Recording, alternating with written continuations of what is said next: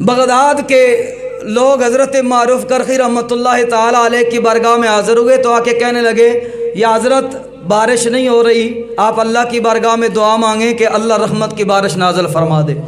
تو حضرت معروف کرخی رحمۃ اللہ تعالیٰ علیہ نے فرمایا کہ آج بارش کے لیے دعا میں نہیں کروں گا، آج آپ لوگوں کو ایک بندہ ایسا بتاتا ہوں جو اللہ کی بارگاہ میں دعا کرے گا تو اللہ رحمت کی بارش نازل فرما دے گا۔ اب لوگوں کو ایک بندے کا پتہ بتایا جو بظاہر بہت بڑا حاجی نہیں ہے، الحاج نہیں ہے، جو بظاہر بہت بڑا نمازی نہیں ہے، قرآن کا قاری نہیں ہے، اور کس بندے کا پتہ بتایا؟ حضرت معروف کرخی رحمۃ اللہ تعالیٰ علیہ فرمانے لگے وہ جو سامنے دکاندار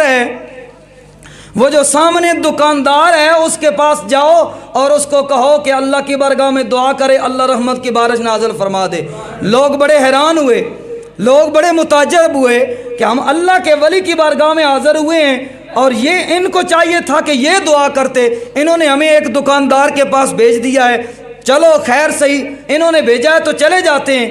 حضرت معروف کرخی رحمۃ اللہ تعالیٰ علیہ کے کہنے پہ وہ لوگ اس دکاندار کے دروازے پہ گئے، اس دکان پہ پہنچے۔ آج ہم سمجھتے ہیں کہ صرف یہ دکاندار ہی ہیں، لیکن دکاندار بھی ایسے ہوتے ہیں۔ اللہ کے نبی صلی اللہ تعالیٰ علیہ وسلم نے فرمایا القاسب حبیب اللہ، حلال کی کمائی کھانے والا، حلال کمانے والا، یاد رکھنا وہ کوئی عام بندہ نہیں ہے، وہ اللہ کا حبیب ہوتا ہے۔ القاسب حبیب اللہ، اپنے ہاتھ سے کمانے والا اللہ کا حبیب ہے۔ اب وہ دکاندار کے دروازے پہ پہنچتے ہیں، کہتے ہیں کہ اللہ کے بندے دعا کرو اللہ رحمت کی بارش نازل فرما دے۔ اس نے کہا میں کیسے دعا کر سکتا ہوں، آپ جاؤ اللہ کے ولی وہ بیٹھے ہیں حضرت معروف کرخی، ان کو کہو جا کے وہ دعا کریں اللہ بارش نازل فرمائے گا۔ تو لوگ کہنے لگے کہ انہوں نے ہی بھیجا ہے۔ لوگوں نے کہا جس کے پاس تو جانے کو کہہ رہا ہے انہوں نے تیرے در پہ بھیجا ہے، تیرے دروازے پہ بھیجا ہے۔ اچھا اللہ کے بندے نے بھیجا ہے؟ ہاں انہوں نے بھیجا ہے۔ پھر اس بندے نے دعا کی، پہلے کہتا تھا مجھے دعا مانگنی نہیں آتی، لیکن جب خدا جب حسن دیتا ہے تو نزاکت آ ہی جاتی ہے۔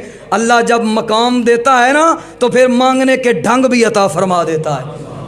اللہ جب کسی بندے کو منتخب کر لیتا ہے، اپنا محبوب بنا لیتا ہے تو پھر مانگنے کے طریقے بھی عطا فرما دیتا ہے۔ اب اس دکاندار نے ہاتھ اٹھائے تو کیا مانگا؟ یہ ڈائریکٹ یہ نہیں کہا کہ اللہ بارش دے دے۔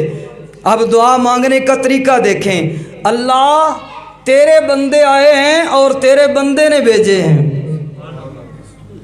اللہ یہ تیرے بندے آئے ہیں اور تیرے بندے نے بھیجے ہیں اور یہ بارش کے متلاشی ہیں۔ میرے مالک تیری بارگاہ میں التجا کرتا ہوں جس چیز کے یہ طلبگار ہیں ان کو عطا فرما دے۔ لوگ کہتے ہیں اللہ کی عزت کی قسم ابھی ہاتھ نیچے نہیں آئے تھے، وہ کوئی اللہ کا ولی نہیں ہے، ایک دکاندار ہے، کریانہ سٹور پہ بیٹھا ہے، اور جب ابھی ہاتھ نیچے نہیں ہوئے تو اللہ نے رحمت کی بارش نازل فرما دی۔ لوگ چلے گئے کیونکہ جب مقصد پورا ہوتا ہے نا تو لوگ پوچھتے بھی نہیں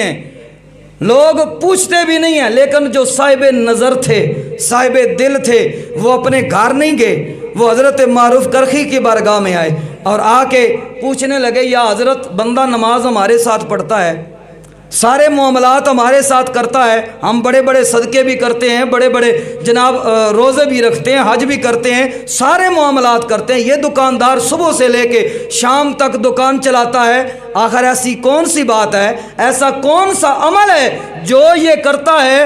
رات کو کوئی نوافل زیادہ پڑھتا ہے؟ آپ نے فرمایا کوئی نہیں پڑھتا۔ تو پوچھنے لگے پھر ایسا کون سا عمل ہے؟ حضرت معروف کرخی رحمۃ اللہ تعالیٰ علیہ فرمانے لگے میں 35 سال سے، کتنے سال؟